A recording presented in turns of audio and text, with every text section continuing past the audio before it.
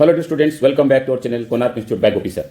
Today we will discuss in this video all of you that all the details curriculum of the IJERs. Yes, and we'll take one example of any one IJER, that how much syllabus and what are the courses you will study in the first semester. Yes, आज हम बात करेंगे only first semester के बच्चों के लिए, because आप सब वेट कर रहे हो कि सर आइजर पुणे के अंदर बहुत सारे बच्चों का मैसेज आ रहा है, सर आइजर पुणे में क्या सिलेबस है, क्या करिकुलम है, हमें क्या पढ़ना पड़ेगा BSMS 5 ईयर डिग्री के अंदर. सो इस वीडियो को पूरा देखना. आज इस वीडियो में आपको पूरा डिस्क्लोज करूंगा डिटेल्स, क्या करिकुलम है क्या नहीं है. फिर धीरे धीरे करके मैं अगले वीडियो के अंदर आपके पास सारा डिटेल्स डाउट्स क्लियर करने वाला हूं. वीडियो को पूरा देखना all of you. Here let me tell you one thing all of you. अब आइजर पुणे की बात करते हैं. पहले आइजर पुणे के लिए, सर आइजर पुणे तो अभी तो एडमिशन पूरा नहीं हुआ, आई नो दैट अभी एडमिशन पूरा नहीं हुआ, ठीक है. दैट मीन देखो राउंड 1 का जो आइजर पुणे की कट ऑफ गया था वो 263. तो 263 कट ऑफ के अंदर जो ऊपर के बच्चे हो सकते हैं वो IIC बैंगलोर चले गए होंगे, कुछ नीट के लिए जा सकते हैं. और राउंड 2 के जो कट ऑफ आया एकदम से जंप करा, बिकॉज बहुत सारे बच्चे ने विड्रॉ भी कर लिया होगा और अप्लाई भी नहीं करा होगा सेकंड राउंड के लिए. दैट इज राउंड 2 आइजर पुणे की जो कट ऑफ था all of you closing cut of 2026 I am talking about 715 है. यस 715. तो एकदम से इतना जंप कर गया, देखा होगा आपने. एंड अब हम चलते हैं कि सर आइजर पुणे की एक्सपेक्टेड कट ऑफ क्या हो सकता है. राउंड 3 की बात करते हैं. देखो एक्सपेक्टेड कट ऑफ राउंड 3 से आज पर द ट्रेंड 2024 एंड 25 मैं ज़्यादा घुमा फिरा के नहीं बोलना चाहता हूँ, इसे अप्रोक्सीमेटली बता रहा हूँ. एक एक्सपेक्टेड राउंड 3 आइजर पुणे की बात करता हूँ, लगभग 715 आपका गया राउंड 2 के अंदर. तो राउंड 3 का जो आइजर पुणे की expected cut off closing cut off जाएगा, I am talking about the general all of you, मैं जनरल की बात कर रहा हूँ, वो है 750 टू 780. यस मैं जनरल की बात कर रहा हूँ. 750 से 780 2026 में आइजर पुणे की थर्ड राउंड की कट ऑफ अप्रोक्सीमेटली एक्सपेक्टेड होने वाला है. तो सर आइजर पुणे की क्लोजिंग क्या हो सकता है, क्लोजिंग कट ऑफ आइजर पुणे की क्या जाएगा. अब देखो आई टोल्ड यू आइजर पुणे बहुत डिमांडेड आइजर है. लोग बच्चे नाइजर नहीं जाते लेकिन आइजर पुणे के लिए जाते हैं. व्हाट जो लास्ट ईयर 2025 के अंदर जो क्लोजिंग कट ऑफ गया था ऑल ऑफ यू, लास्ट 2025 का लास्ट क्लोजिंग कट ऑफ तो था वो है 1671 गया था. तो इस बार कितना जाएगा मुझे लगता है अप्रोक्सीमेटली मैं बता रहा हूं, इस बार थोड़ा बच्चे भी बढ़े, आइजर की डिमांड भी बहुत ज्यादा आ गया, बहुत ज्यादा एडवर्टाइजमेंट भी हो गया. तो मुझे लगता है इस बार आइजर पुणे की जो लास्ट कट ऑफ जाएगा, last cut off closing cut of, तो अप्रोक्सीमेटली 1600 से लेके 1650 से लेके 17 तक हो सकता है. यस 1650 से लेके 17 तक हो सकता है. इससे कम होगा, इससे ज्यादा बिल्कुल नहीं जाएगा, क्योंकि बहुत सारे ज्यादा डिमांड इस बार आइजर पुणे के लिए है.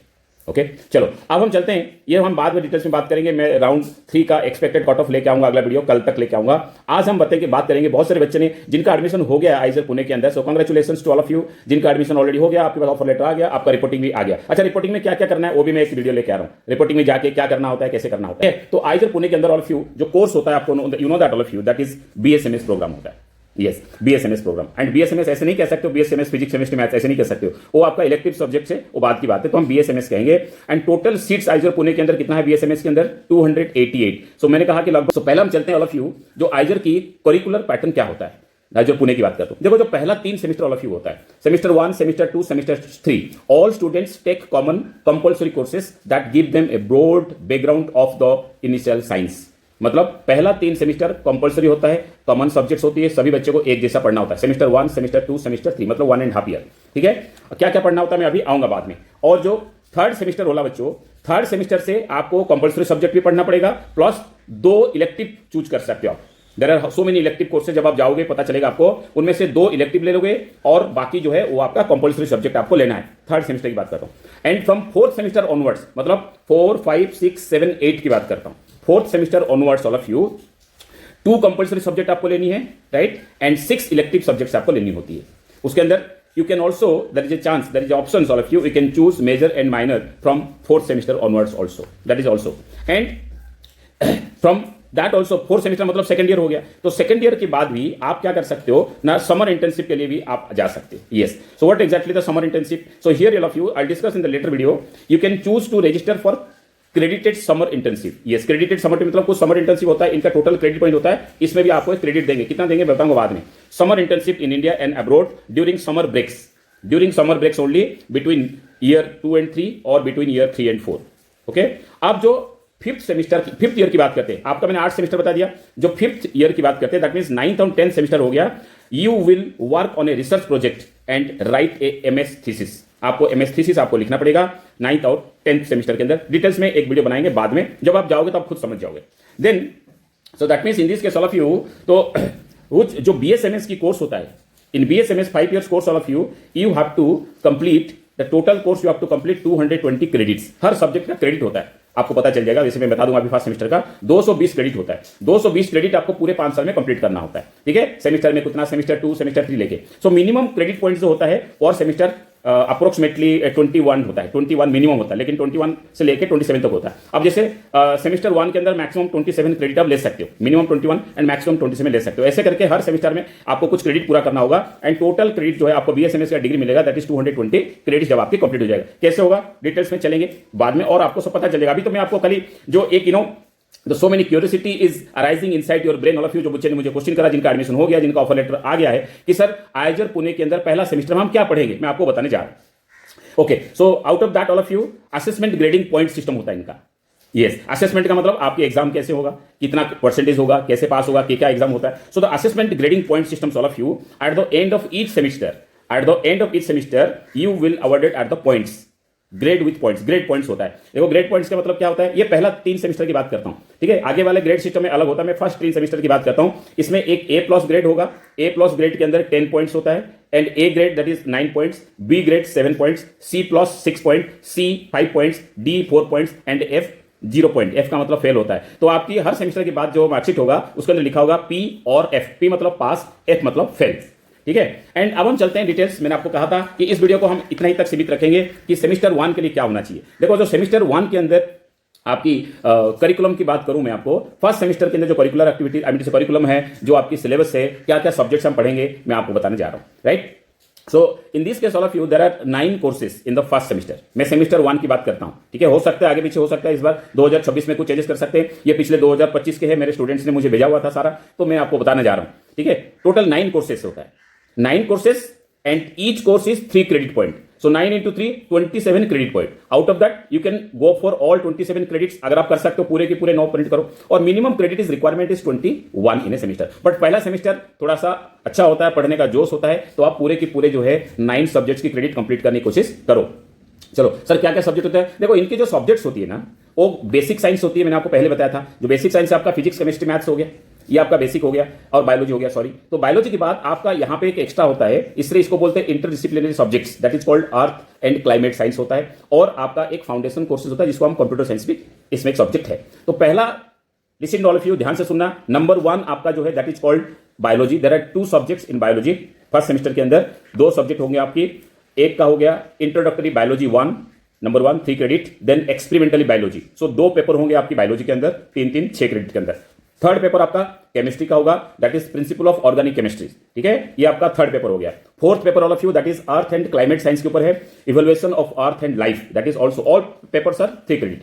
देन मैथमेटिक्स के अंदर आज यूजुअल माय फेवरेट कैलकुलस 1 आएगा। इसके अंदर क्या क्या कैलकुलस के अंदर आएगा मैं बाद में किसी और वीडियो के अंदर बताऊंगा आपको, ठीक है। एंड फिजिक्स के अंदर 2 पेपर होंगे इनमें, एक होता है इंट्रोडक्टरी मैकेनिक्स और एक होता है फिजिक्स लैब 1। और फाउंडेशन 2 कोर्सेज होते हैं इसके अंदर। पहला फाउंडेशन होगा, that means I am talking about paper number 8, that is called introduction to computing. इस इंट्रोडक्शन टू कंप्यूटिंग के अंदर मोस्टली हो सकता है इनका पाइथन आ गया और C++ आ जाएगा आपका।